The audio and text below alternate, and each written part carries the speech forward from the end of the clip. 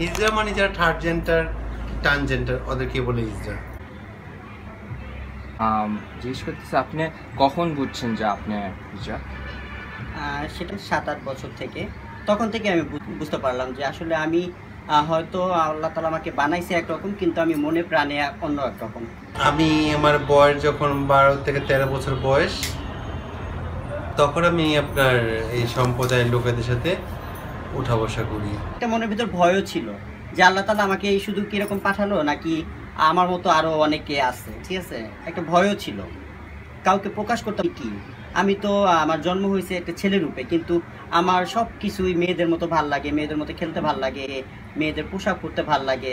তো আমি বুঝতে পারতাম না যে আমি আসলে কি, মানে আমি ছেলে না মেয়ে, আমি কি যে, তখন আমি আসলে খুব মানে একটা ভিতরে একটা ভয় কাজ করতো। আমার সম্প্রদায়ের লোকদেরকে দেখলে এদের সাথে কথা বলতে ভালো লাগতো, ঘুরতে ভালো লাগতো। ফ্যামিলিতে এটা সবসময় পছন্দ করতো না, খুব প্রেশার দিত ওদের সাথে না মিশার জন্য।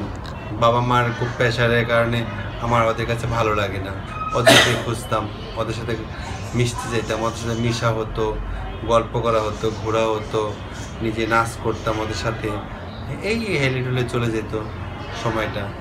স্কুলে কেমন ট্রিট করছে আপনার? আসলে স্কুলে খুব মজার ছিল।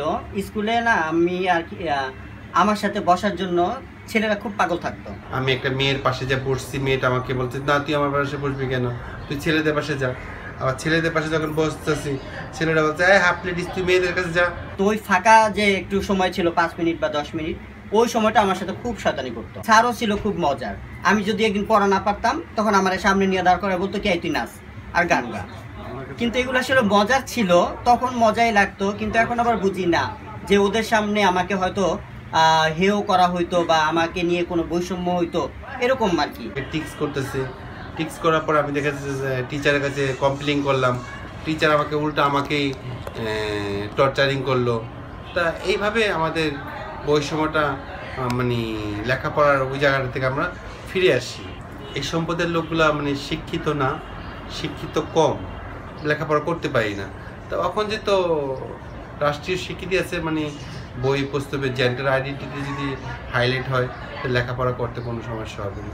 এটা যখন একদম বড় হইতেছি বা নিজের কাছে খারাপ লাগতেছে যে না আসলে আমি তো আর মানায় নিতে পারতেছি না, কারণ আমি ছেলেদের কাছে বসতে গেলে বলে আয় যা মেয়েদের কাছে বস, আবার মেয়েদের কাছে বসতে গেলে বলে কি না তুই ছেলেদের কাছে বস।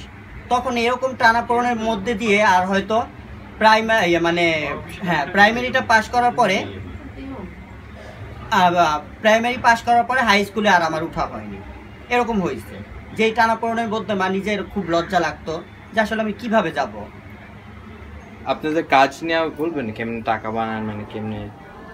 মানে দোকানে 5 টাকা বা 10 টাকা যা দিতে আমরা আনি না, বাদ চলে না চাই, আর 5 টাকা 10 টাকা করে যা দেয় দেয় আমরা মন খুশি তা আমরা নিয়ে আসি।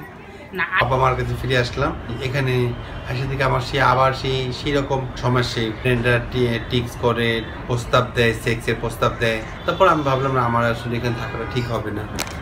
তখন প্রায় 16 বছর বয়স হবে, কি করলাম আমার সম্প্রদায়ের লোকেদের কাছে গেলাম, ডেরাতে ছিলাম, ওরা যেখানে বসবাস করে এখানে, ওইখানে যে দেখি ওখানে আরও নির্যাতন বেশি, ওখানে নির্যাতন বেশি, ওইখানে আপনার আমার সেক্স করতে হচ্ছে অনেকের সাথে। সেটা আমার কাছে মানসিকভাবে খুব নির্যাতন মনে হতো। প্রতিদিন 5 জন 6 জন 7 জন 10 জন মানুষের সাথে সেক্স করাটা নির্যাতনের মতো মনে করতাম। ওইখান থেকে আমি একটা ছেলেকে ভালোবেসে ফেললাম, ওকে আমি প্রস্তাব দিলাম, দেখো আমার এই সমস্যা হচ্ছে, আমি তো আসলে এই ধরনের না, আমাকে তুমি হেল্প করো, আমাকে একটা চাকরি বাকরি দিয়ে দাও, তুমি এই করো, তুমি আমার সাথে চলো, তোমাকে আমি ড্রাইভিং শিখিয়ে দিব, ওই আমাকে বললাম।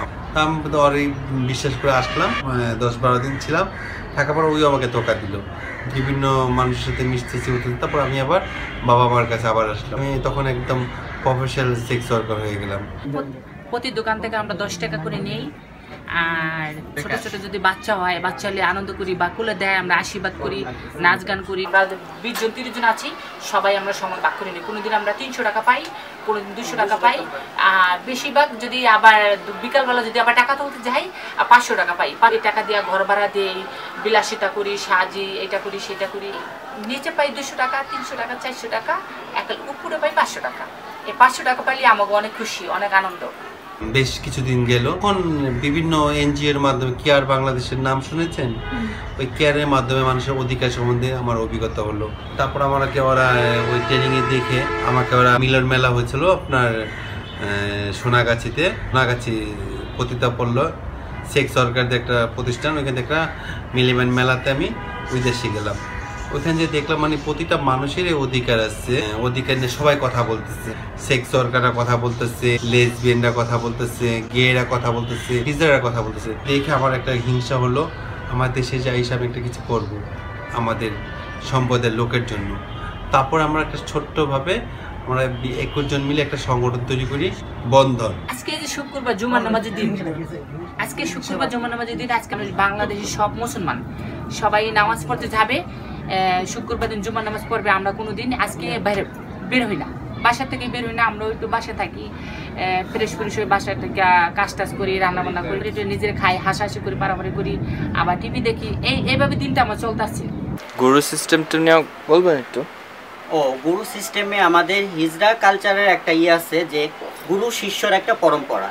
তো সেই ক্ষেত্রে আমি যেহেতু একটা হিজড়া, তো আমার একজন গুরু মা আছে, ঠিক আছে, আমার গুরু মা আছে, নান গুরু আছে, সেক্ষেত্রে সবারই থাকতে হয়, যেমন আমারও শিষ্য আছে, ঠিক আছে। তো সেই ক্ষেত্রে কারো না কারো গুরু হতেই হবে। একটু রুটিনটা বলবেন, সকাল থেকে কি করেন?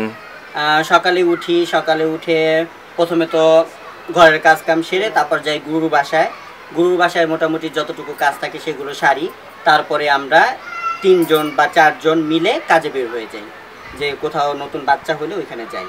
আর 1 জন 2 জন করে আবার দোকানে টাকা তুলতে পাঠাই, ওইখান থেকেও আসে কিছু। তারপরে কাজ সেরে আবার গুরুর বাসায় আসি, সেই টাকা পয়সা সব গুরুর কাছে হিসাব দেই, আবার খাবার খাই আমরা।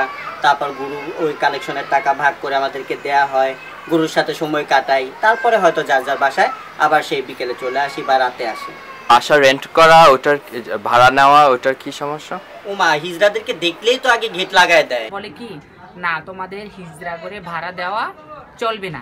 একটা বাসায় থাকলে বলে কি একটু কথা বললে বলে কি ইজলারা বেশি কথা বলে ইলা ভাড়া দেখা যাওয়া যাবে না, এই 1 তারিখে যাবাগা, তোমাদের কথা বেশি বলো, তোমাদের জন্য আমাদের পুরো ভাড়াটা চলে যাবে, ভাড়াটা নষ্ট হয়ে যাবে, আমার পোলা মেয়ে নষ্ট হয়ে যাবে তোমাদের জন্য। যেমন এর মধ্যে আমি আমার এই ফ্ল্যাটে খুব গরম লাগে দেখে আমি আরেকটা ফ্ল্যাট দেখতে গেছি। তো বাড়িওয়ালা প্রথমে গেটটা খুলে আমাকে দেখে আমার মুখের উপরে গেটটা লাগাই দিছে, না না না না আমাদের বাসা বাচ্চা হয়নি। তো আমার সাথে কিন্তু আমার ভাবি ছিল, তো ভাবি বলতেছে না আমি জাস্ট আপনাদের বাসাটা দেখতে আসছি। না না না আমরা হিজড়াদের ভাড়া দেই না, আপনার সাথে হিজড়া আছে, আপনি চলে যান, আপনাদেরকে ভাড়া দিব না। তারপর যে বাড়িওয়ালা ঠামো করে ভাড়া দেয়, তারপর পরবর্তী বুঝতে পারে যে আরে হিজড়ারা তো আমার থেকে ভালো। ডক্টর পাওয়া কি কঠিন, মানে হসপিটালে যাওয়া? দেখা গেছে আমাদেরকে নিয়ে যে এনজিও গুলো কাজ করে ওই এনজিও গুলোতেই শুধু আমরা কিন্তু যাইতে পারি ডাক্তার দেখাইতে।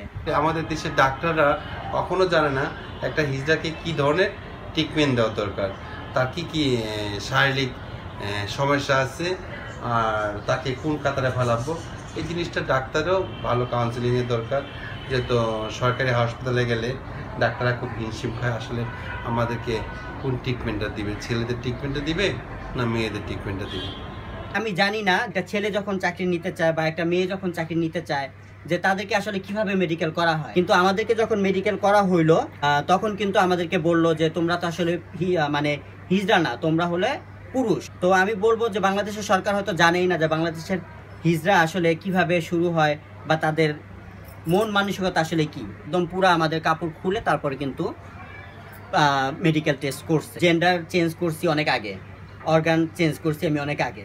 তখন আমাকেও কিন্তু বলা হয়েছে না তুমিও পুরুষ। আর আমার সাথে যারা গেছিল তারা তো লজ্জায় আর মানে মেডিকেল করতে যাই নাই, যে ও তো পুরোপুরি মেয়ে, ওকে দেখেই বলছে যেহেতু পুরুষ তো আমরা কি করব।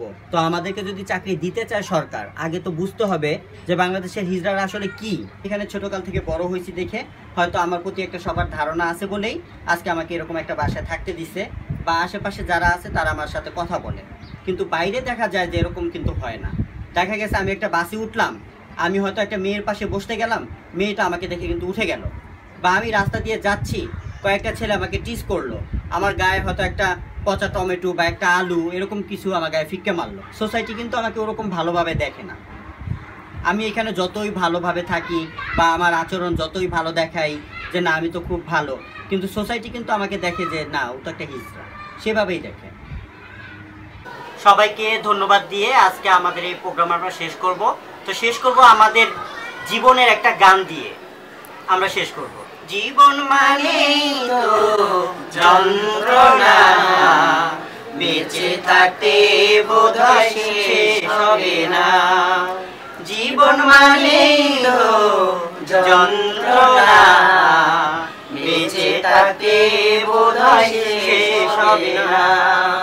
পাঠালে যে নিয়তি তার কাছে মিনতি, পাঠালে যে নিয়তি তার কাছে মিনতি, এ জীবন আর আমি চাই না। জীবন মানেই তো যন্ত্রণা, বেঁচে থাকতে বোধহয় শেষ হবে না।